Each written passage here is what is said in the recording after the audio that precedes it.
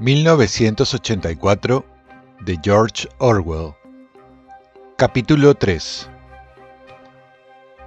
Winston estaba soñando con su madre. Él debía tener unos 10 u 11 años cuando su madre murió. Era una mujer alta, estatuaria y más bien silenciosa, de movimientos pausados y magnífico cabello rubio. A su padre lo recordaba, más vagamente, como un hombre moreno y delgado, vestido siempre con impecables trajes oscuros. Winston recordaba sobre todo las suelas extremadamente finas de los zapatos de su padre y usaba gafas. Seguramente, tanto el padre como la madre debieron de haber caído en una de las primeras grandes purgas de los años 50. En aquel momento, en el sueño, su madre estaba sentada en un sitio profundo junto a él y con su niña en brazos. De esta hermana, solo recordaba Winston que era una chiquilla débil e insignificante, siempre callada y con ojos grandes que se fijaban en todo. Se hallaban las dos en algún sitio subterráneo, por ejemplo, el fondo de un pozo o en una cueva muy honda. Pero era un lugar que, estando ya muy por debajo de él, se iba hundiendo sin cesar. Sí, era la cámara de un barco que se hundía y la madre y la hermana lo miraban a él desde la tenebrosidad de las aguas que invadían el buque. Aún había aire en la cámara. Su madre y su hermanita podían verlo todavía, y él a ellas, pero no dejaban de irse hundiendo ni un solo instante, de ir cayendo en las aguas de un verde muy oscuro, que de un momento a otro las ocultarían para siempre. Winston, en cambio, se encontraba al aire libre y a plena luz, mientras a ellas se las iba tragando la muerte, y ellas se hundían porque él estaba allí arriba. Winston lo sabía, y también ellas lo sabían, y él descubría en las caras de ellas este conocimiento. Pero la expresión de las dos no le reprochaba nada, ni sus corazones tampoco. Él lo sabía, y solo se transparentaba la convicción de que ellas morían para que él pudiera seguir viviendo allá arriba, y que esto formaba parte del orden inevitable de las cosas. No podía recordar qué había ocurrido, pero mientras soñaba estaba seguro de que, de un modo u otro, las vidas de su madre y su hermana fueron sacrificadas para que él viviera. Era uno de esos ensueños que, a pesar de utilizar toda la escenografía onírica habitual, son una continuación de nuestra vida intelectual, y en los que nos damos cuenta de hechos e ideas que siguen teniendo un valor después del despertar. Pero lo que de pronto sobresaltó a Winston, al pensar luego en lo que había soñado, fue que la muerte de su madre, ocurrida 30 años antes, había sido trágica y dolorosa de un modo que ya no era posible. Pensó que la tragedia pertenecía a los tiempos antiguos y que solo podía concebirse en una época en que había aún intimidad, vida privada, amor y amistad, y en que los miembros de una familia permanecían juntos sin necesidad de tener una razón especial para ello.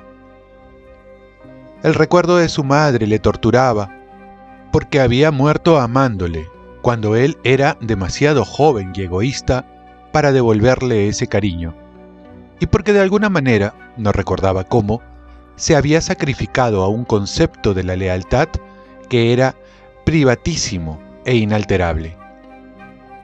Bien comprendía Winston que esas cosas no podían suceder ahora. Lo que ahora había era miedo, odio y dolor físico, pero no emociones dignas ni penas profundas y complejas.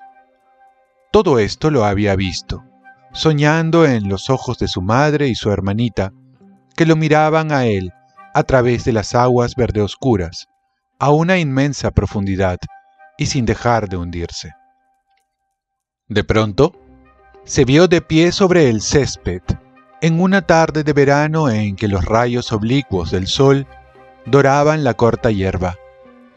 El paisaje que se le aparecía ahora se le presentaba con tanta frecuencia en sueños, que nunca estaba completamente seguro de si lo había visto alguna vez en la vida real. Cuando estaba despierto, lo llamaba el país dorado. Lo cubrían pastos mordidos por los conejos con un sendero que serpenteaba por él y, aquí y allá, unas pequeñísimas elevaciones del terreno. Al fondo se veían unos olmos que se balanceaban suavemente con la brisa y sus follajes parecían cabelleras de mujer. Cerca, aunque fuera de la vista, corría un claro arroyuelo de lento fluir. La muchacha morena venía hacia él por aquel campo. Con un solo movimiento se despojó de sus ropas y las arrojó despectivamente a un lado. Su cuerpo era blanco y suave, pero no despertaba deseo en Winston, que se limitaba a contemplarlo. Lo que le llenaba de entusiasmo en aquel momento era el gesto con que la joven se había librado de sus ropas. Con la gracia y descuido de aquel gesto, parecía estar aniquilando toda su cultura, todo un sistema de pensamiento, como si el gran hermano, el partido y la policía del pensamiento pudieran ser barridos y enviados a la nada, con un simple movimiento de brazo. También aquel gesto pertenecía a los tiempos antiguos. Winston se despertó con la palabra Shakespeare en los labios.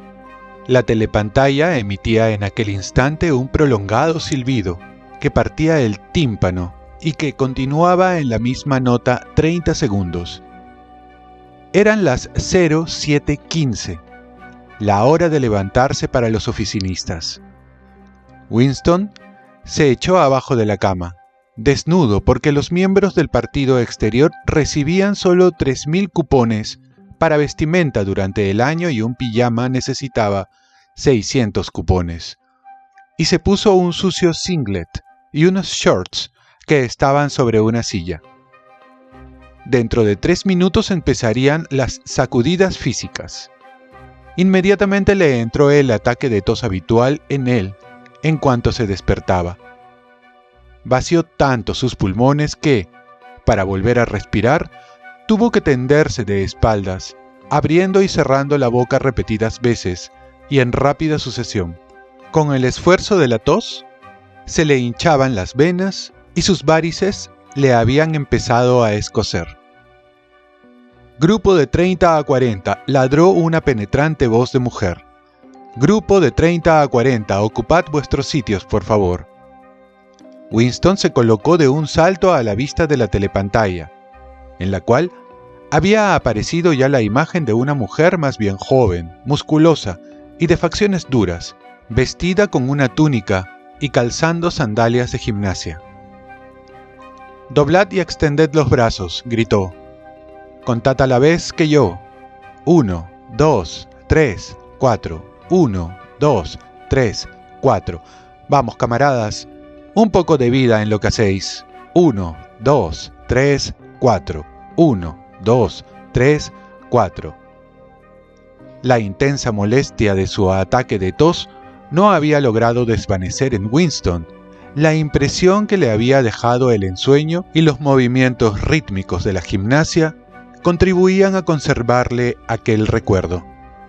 Mientras doblaba y desplegaba mecánicamente los brazos, sin perder ni por un instante la expresión de contento que se consideraba apropiada durante las sacudidas físicas, se esforzaba por resucitar el confuso periodo de su primera infancia, pero le resultaba extraordinariamente difícil. Más allá de los años 50 y tantos, al final de la década, todo se desvanecía. Sin datos externos de ninguna clase a qué referirse, era imposible reconstruir ni siquiera el esquema de la propia vida. se recordaba los acontecimientos de enormes proporciones, que muy bien podían no haber acaecido. Se recordaban también detalles sueltos de hechos sucedidos en la infancia, de cada uno pero sin poder captar la atmósfera. Y había extensos periodos en blanco, donde no se podía colocar absolutamente nada. Entonces, todo había sido diferente, incluso los nombres de los países y sus formas en el mapa. La franja aérea número 1, por ejemplo, no se llamaba así en aquellos días. La llamaban Inglaterra o Bretaña, aunque Londres, Winston estaba casi seguro de ello, se había llamado siempre Londres. No podía recordar claramente una época en que su país no hubiera estado en guerra, pero era evidente que había un intervalo de paz bastante largo durante su infancia, porque uno de sus primeros recuerdos era el de un ataque aéreo que parecía haber cogido a todos por sorpresa. Quizá fue cuando la bomba atómica cayó en Colchester. No se acordaba del ataque propiamente dicho, pero sí de la mano de su padre que le tenía cogida la suya, mientras descendían precipitadamente por algún lugar subterráneo muy profundo, dando vueltas por una escalera de caracol que finalmente le había cansado tanto las piernas que empezó a sollozar, y su padre tuvo que dejarle descansar un poco. Su madre, lenta y pensativa como siempre, los seguía a bastante distancia. La madre llevaba a la hermanita de Winston, o quizá solo llevase un lío de mantas. Winston no estaba seguro de que su hermanita hubiera nacido por entonces. Por último, desembocaron a un sitio ruidoso y atestado de gente, una estación de metro. Muchas personas se hallaban sentadas en el suelo de piedra y otras arracimadas. Se habían instalado en diversos objetos que llevaban. Winston y sus padres encontraron un sitio libre en el suelo, y junto a ellos, un viejo y una vieja se apretaban el uno contra el otro. El anciano vestía un buen traje oscuro y una boina de paño negro, bajo la cual le asomaba abundante cabello muy blanco. Tenía la cara enrojecida, los ojos azules y lacrimosos. Olía a ginebra. Esta parecía salírsele por los poros, en vez del sudor, y podría haberse pensado que las lágrimas que le brotaban de los ojos eran ginebra pura. Sin embargo, a pesar de su borrachera, sufría de algún dolor auténtico e insoportable. De un modo infantil, Winston comprendió que algo terrible, más allá del perdón y que jamás podría tener remedio, acababa de ocurrirle al viejo. También creía saber de qué se trataba.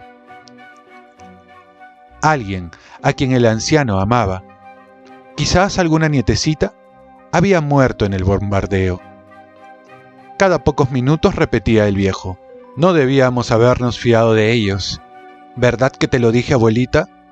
Nos ha pasado esto por fiarnos de ellos. Siempre lo he dicho, nunca debimos confiar en esos canallas. Lo que Winston no podía recordar es a quién se refería el viejo y quiénes eran esos de los que no había que fiarse. Desde entonces, la guerra había sido continua, aunque hablando con exactitud, no se trataba siempre de la misma guerra. Durante algunos meses de su infancia, había habido una confusa lucha callejera en el mismo Londres, y él recordaba, con toda claridad, algunas escenas. Pero hubiera sido imposible reconstruir la historia de aquel periodo, ni saber quién luchaba contra quién en un momento dado, pues no quedaba ningún documento ni pruebas de ninguna clase que permitieran pensar que la disposición de las fuerzas en la lucha hubiera sido en algún momento distinta a la actual. Por ejemplo, en este momento, en 1984, si es que efectivamente era 1984, Oceanía estaba en guerra con Eurasia, y era aliada de Asia Central. En ningún discurso público, ni conversación privada, se admitía que estas tres potencias se hubieran hallado alguna vez en distinta posición cada una respecto a las otras. Winston sabía muy bien que, hacía solo 4 años, Oceanía había estado en guerra contra Asia Oriental y aliada con Eurasia. Pero aquello era solo un conocimiento furtivo que él tenía, porque su memoria fallaba mucho. Es decir, no estaba lo suficientemente controlada. Oficialmente, nunca se había producido un cambio en las alianzas. Oceanía estaba en guerra con Eurasia, por tanto, Oceanía siempre había luchado contra Eurasia. El enemigo circunstancial representaba siempre el absoluto mal, y de ahí resultaba que era totalmente imposible cualquier acuerdo pasado o futuro con él. Lo horrible, pensó por 10.000ª vez mientras se forzaba los hombros dolorosamente hacia atrás. Con las manos en las caderas, giraban sus cuerpos por la cintura, ejercicio que se suponía conveniente para los músculos de la espalda. Lo horrible era que todo ello podía ser verdad. Si el partido podía alargar la mano hacia el pasado y decir que este o aquel acontecimiento nunca había ocurrido, esto resultaba mucho más horrible que la tortura y la muerte. El partido dijo que Oceanía nunca había sido aliada de Eurasia. Él, Winston Smith, sabía que Oceanía había estado aliada con Eurasia 4 años antes. Pero, ¿dónde constaba ese conocimiento? Solo en su propia conciencia, la cual, en todo caso, iba a ser aniquilada muy pronto. Y si todos los demás aceptaban la mentira que impuso el partido, si todos los testimonios decían lo mismo, entonces la mentira pasaba a la historia y se convertía en verdad. El que controla el pasado, decía el eslogan del partido, controla también el futuro. El que controla el presente, controla el pasado. Y sin embargo, el pasado alterable, por su misma naturaleza, nunca había sido alterado. Todo lo que ahora era verdad, había sido verdad eternamente, y lo seguiría siendo. Era muy sencillo. Lo único que se necesitaba era una interminable serie de victorias que cada persona debía lograr sobre su propia memoria. A esto le llamaban control de la realidad, pero en neolengua había una palabra especial para ello: doble pensar. «Descansen», ladró la instructora, cuya voz parecía ahora menos malhumorada. Winston dejó caer los brazos de sus costados y volvió a llenar de aire sus pulmones. Su mente se deslizó por el laberíntico mundo del doble pensar. Saber y no saber. Hallarse consciente de lo que es realmente verdad mientras se dicen mentiras cuidadosamente elaboradas. Sostener simultáneamente dos opiniones sabiendo que son contradictorias y creer, sin embargo, en ambas. Emplear la lógica contra la lógica, repudiar la moralidad mientras se recurre a ella, creer que la democracia es imposible y que el partido es el guardián de la democracia. Olvidar cuanto fuera necesario, olvidar y no obstante, recurrir a ello, volverlo a traer a la memoria en cuanto se necesitara y luego olvidarlo de nuevo. Y sobre todo, aplicar el mismo proceso al procedimiento mismo. Esto era la más refinada sutileza del sistema: inducir conscientemente a la inconsciencia y luego hacerse inconsciente para no reconocer que se había realizado un acto de autosugestión. Incluso comprender la palabra doble pensar implicaba el uso del doble pensar. La instructora había vuelto a llamarles la atención. Y ahora, a ver cuáles de vosotros pueden tocarse los dedos de los pies sin doblar las rodillas, gritó la mujer con gran entusiasmo. Por favor, camaradas.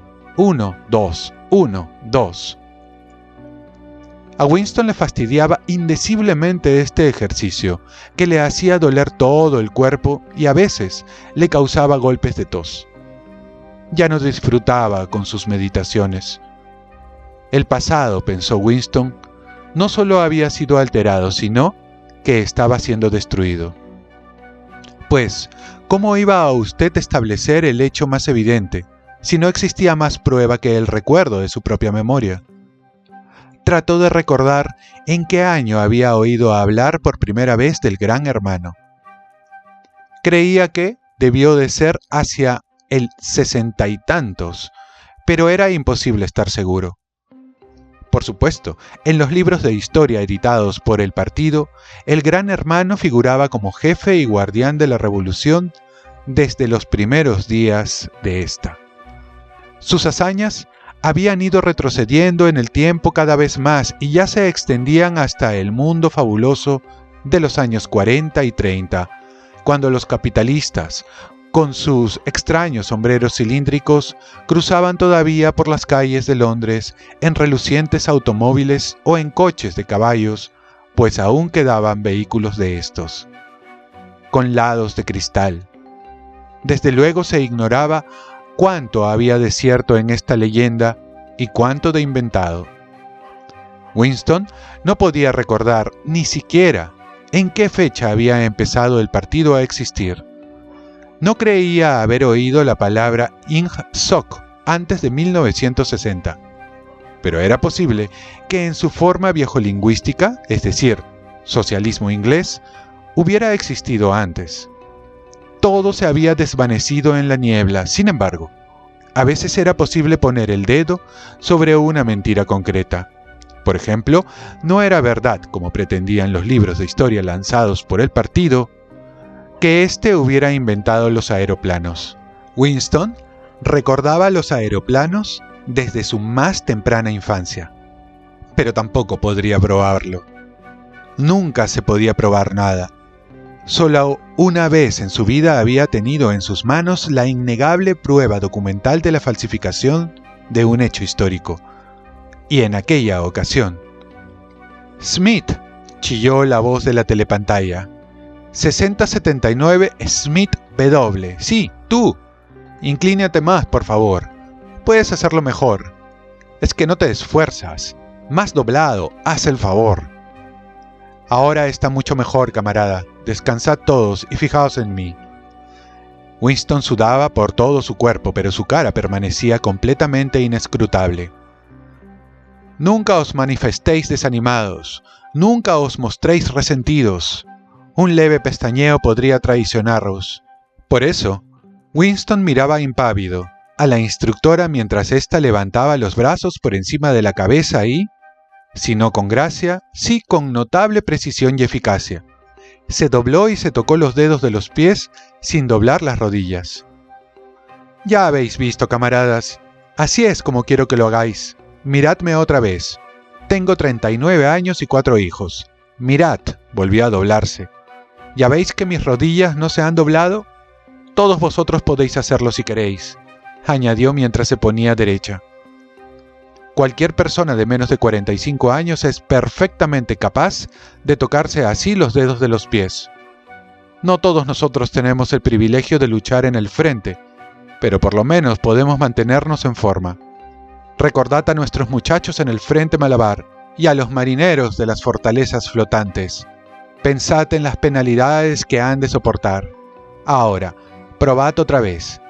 Eso está mejor, camaradas, mucho mejor, añadió en tono estimulante, dirigiéndose a Winston, el cual, con un violento esfuerzo, había logrado tocarse los dedos de los pies sin doblar las rodillas. Desde varios años atrás, no lo conseguía.